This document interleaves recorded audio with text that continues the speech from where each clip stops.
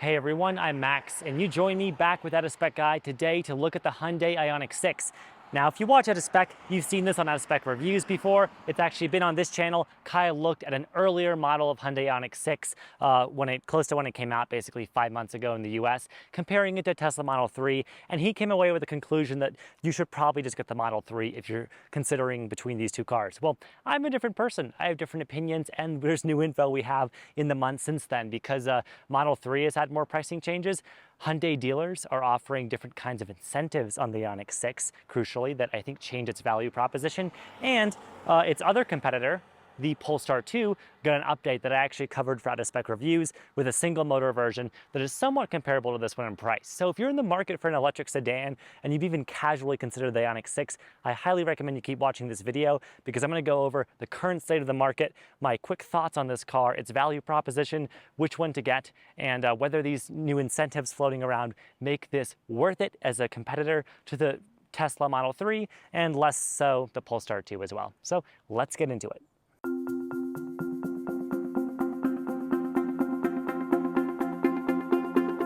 So I think the best way for me to package this video to you is first of all, get you familiar with the design and the platform of the IONIQ 6, how it compares to something like a Model 3 or Polestar 2, in case you're not familiar with the vehicle. If you are, feel free to use the chapters that I put in the YouTube player to seek around, because there will be other sections as well. I'm going to talk about pricing, value, what I think of the interior space, all of that in this kind of initial impressions and value assessment of where the IONIQ 6 sits today.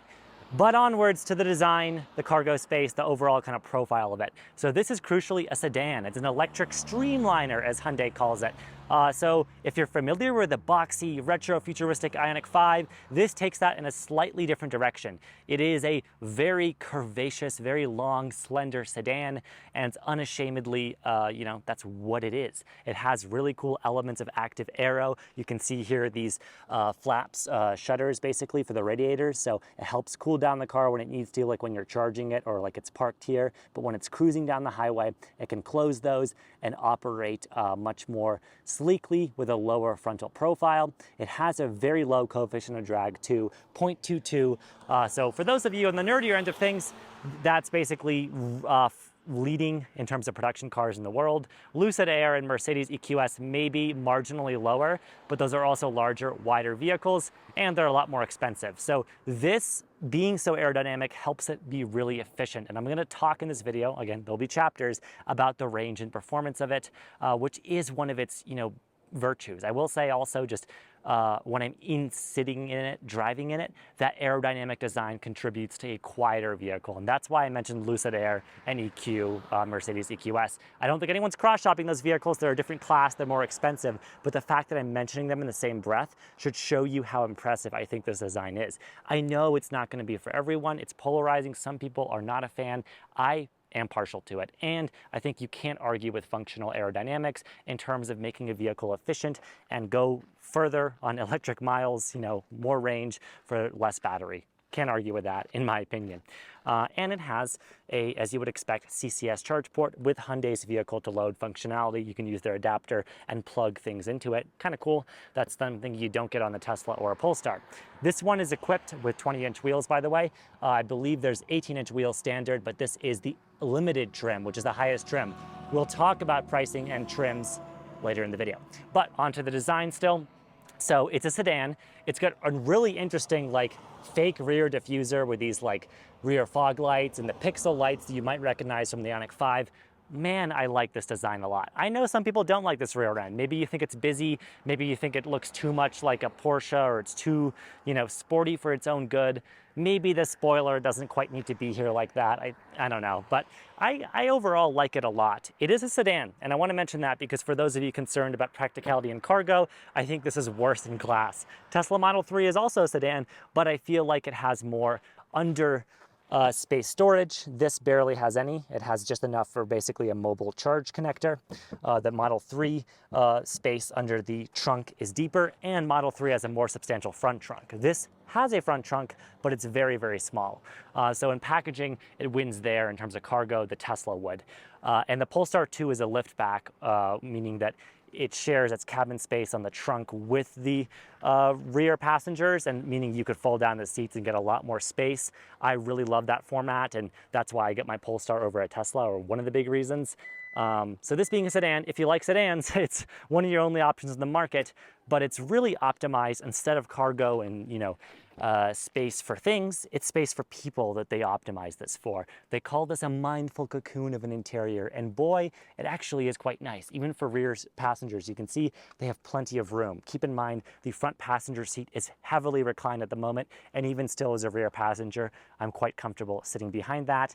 And flat load floor, because this is a ground up bespoke EV platform, much like a Tesla Model 3, but unlike the Polestar 2, right, which shares its DNA with the Volvo XC40, and has to have this drive shaft that they've chosen to package batteries in. This doesn't need that. This is the all-wheel drive model, and it still doesn't need that because they've packaged it smartly. It's an EV from the ground up, and I love that. On the front end of things, that means that you also get really nice packaging here. Apologies for the noise, the car is running and it is making that noise because keys are in my pocket. But you can see you can store bags and other kinds of things there. I think it's usable space, cup holders, it's like really practical. Interestingly, they put the window controls there. I'll get more into what I think of the interior, the driver cockpit experience in another section of this video, but I just think it's important to get into the design and how it stacks up in terms of its profile, shape, practicality with its peers. So that's the design of the IONIQ 6. But now I think the next most important section before we get in the interior is to talk about its trims and its value, which are not too complicated, luckily. So there is a base SE model, the absolute cheapest one, starting at 41 grand. And that model is 56 kilowatt hour battery, somewhere in that zone. Basically, it's getting a rated 240 miles of range. Decent.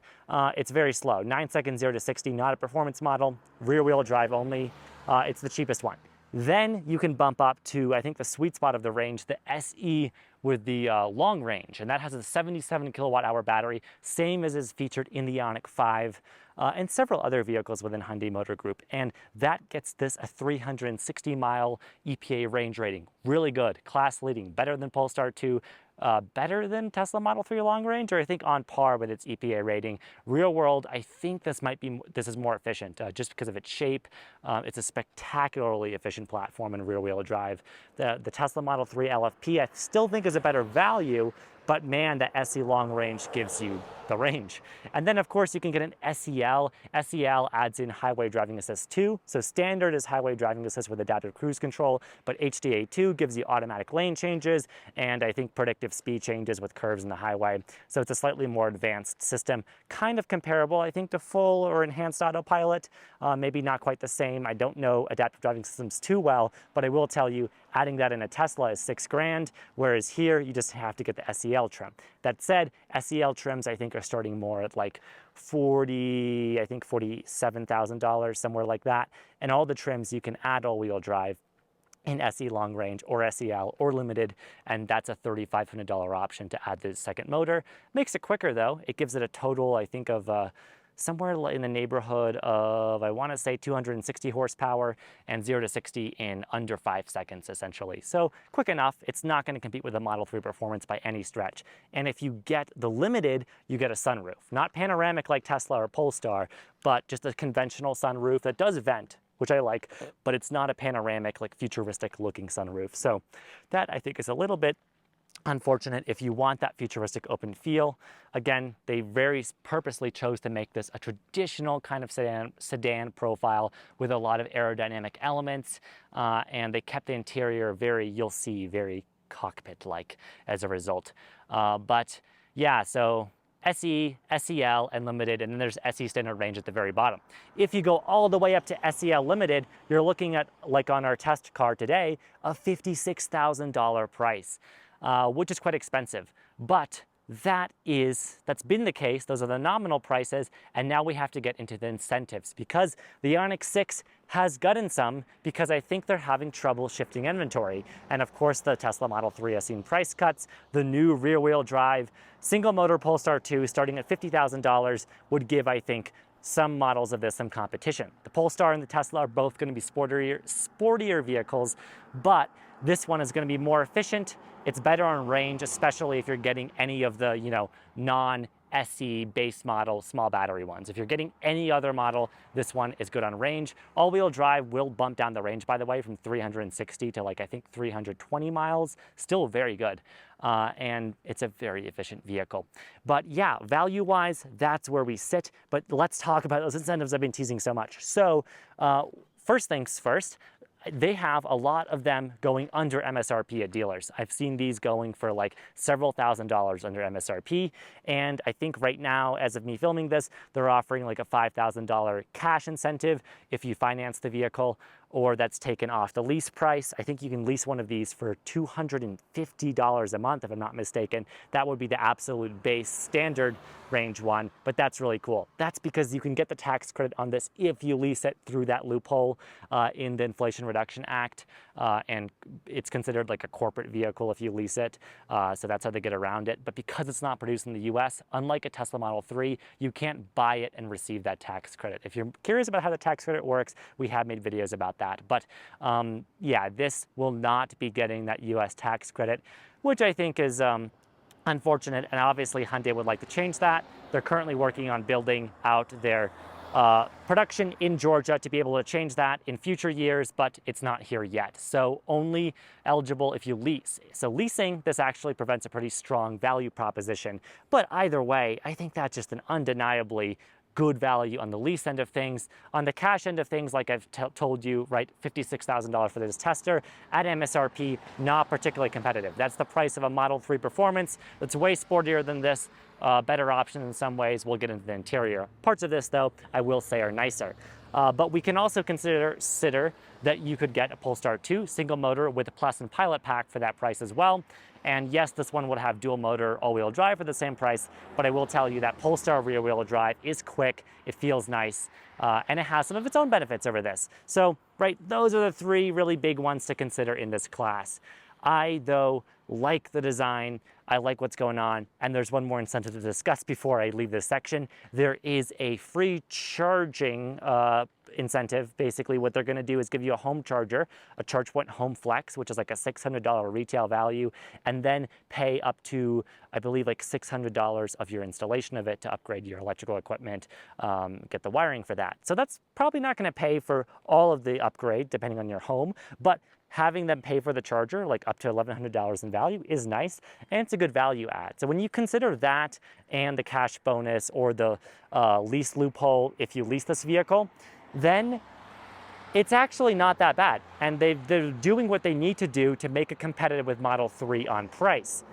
It's still not going to have the Tesla charging network. It's not going to have Tesla software. I want to get into the interior and software, but on value, I think these incentives have gone a long way towards making this a more appealing vehicle. Again, it's still fundamentally not going to be as sporty as a Model 3 Performance. It won't have some of the unique Tesla benefits of their ecosystem, but it offers some of its own. And I know many of you don't want to drive a Tesla for whichever reason, which is totally fair. This is a really strong one to consider. So let's get on the inside and let me tell you about what the experience of that is like. By the way, door handles on this are, unlike Polestar 2, aero and non-traditional, so they're more like Model 3, but I like them better than Model 3 because they automatically fold out and appear to you, at least on this limited trim, and I think that's really nice. With Model 3, you have to manually kind of actuate them or manually pop them out. These just present themselves. I think it's a bit of a friendlier experience, especially if you're showing people this car. So I get in, and I have to say, this is a nice space to be. It's really well packaged, again, being a ground-up EV, and I am a fan. It is a certain kind of atmosphere here, though. And I will say, as a driver, compared to a Model 3, I feel like I have to be in a more reclined position. I'm more like leaned back, and I feel like I'm just cruising, you know? It's very comfortable. I could do a grand tour in this vehicle, but it's not so much the, you know, like a Model 3 seating position that I know Kyle likes, where you can get it down and sporty. And the seats, I don't think, are as good as Tesla or Polestar. In terms of comfort, that's subjective. I will say, though, because this is the limited trim, it has ventilated seats, and those are very nice. I believe those might come with SEL.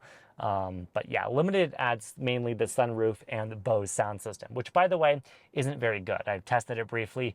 I don't like it. I honestly think the standard Model 3 sound system sounds better. I haven't listened to the standard Polestar 2 system, but I can tell you the Polestar 2 system with Harman Kardon, while not amazing, the one that I have, that Harman Kardon system, is still better than this Bose system. So if you're thinking of getting limited, don't get it for the Bose system. You're getting it for the sunroof and some of the other kind of niceties that they add there. But SE or SEL, I think, is probably the sweet spot for most people with the vehicle. Interior, I like. Unlike a Model 3, you have very traditional controls here on your steering wheel. You have stalks too, unlike the new Model 3 Highland, which we'll learn more about in the US, I'm sure, in the coming months. But I have to say, all of the switchgear feels very high quality, really nice. You have your paddles for controlling your sensitivity to regen braking, so you can be more sensitive and use what Hyundai calls the I-pedal, basically a one-pedal drive mode, and it works fantastically well. Unfortunately, you have to do that every time you drive the car, so if you're used to that, you have to keep shifting that because it defaults to more of a coast setting, which is, I don't know. I personally prefer the way Polestar and Tesla do it, where it's one pedal by default, but maybe if you're more of a old school driver, you're newer to EVs, this is friendlier. You have drive modes you can change here between eco, normal, and sport. They don't honestly change that much. Then we have here a space for our phone, wireless charger, because we have the SEL or above, I think, has the wireless charger. And then we have climate controls, much more traditional than Model 3. One, you have manual vents, not adjusted with a touchscreen. You can open the glove box manually. And then all of these controls are tactile. You have a volume knob. You have up and down buttons for moving your temperature and your fan speed and all of this. And it's fairly intuitive and I think easy to get along with. I do wish these buttons provided more feedback along here, but it's nice that they're always constant. This software, I have to say though, this might be the car's weakest point. For one, it does have Apple CarPlay. So right away, for those of you considering this, between this and a Tesla, if you like Apple CarPlay, this has it. I will say, frustratingly, it only works over this USB-A port. This car does have USB-C. There's 2 in here, and I believe there's 2 in the rear for passengers there, along with their climate vents. And by the way, there's another vehicle to load outlet because this is the limited trim, so that's cool. You get another full outlet in the car that you can plug things into. But back to this space, you have to use USB-A for CarPlay. This is very strange on like a forward-thinking, supposedly tech progressive car. I don't understand it. One tech benefit for those of you with iPhones or a modern Android phone, though, is the ability to use phone as key. So this will work with Apple's phone key system, or I believe if you have a Samsung Galaxy S23 or something like that, one of the newer Samsung phones, you can use a similar system too. So you can use your phone as like an ultra-wideband key fob for the vehicle. And I think that works better than Tesla's system because it's much more secure than Bluetooth. It's more reliable. I haven't used it myself, but from what I know about the technology, that's really cool. You have to get the SEL or above to get that. But back to CarPlay, frustrating that it's a USB-A port. Like, why would they do this? Why? I think everyone's used to USB-C now. The new iPhone finally has it. And like, no one has been using these regularly. Maybe you use them once or twice, but like, again, this is a new car. It's going to be designed for years to come, and people are going to be having to use old cables to plug into that. That is frustrating. Again, the USB-C ports are power only. By the way, window controls and all those are traditional, but they are located in the center, which is interesting. It keeps the sides of the doors cleaner, and I gotta say, the design is cool. One big downside for those of us in the US is you can see these look like they might have something on them, right? Like these kind of skirts here.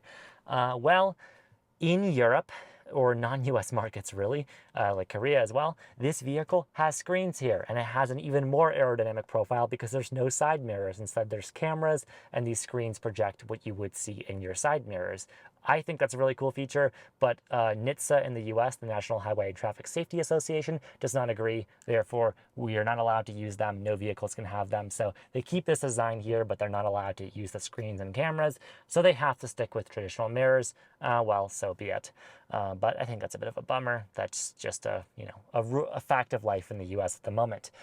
You have some controls here, by the way. If you're curious about your mirror controls, I will be making a full how to start drive and charge guide with this car, as well as controls to open the trunk, control your vehicle to load power, your brightness for the instrument cluster, etc. But I teased this earlier, software, this car's biggest Achilles heel. Aside from the fact that CarPlay requires a USB-A port, and by the way, when you use it, it like stretches the phone screen, it like stretches the CarPlay screen, which is so odd. This software is not great.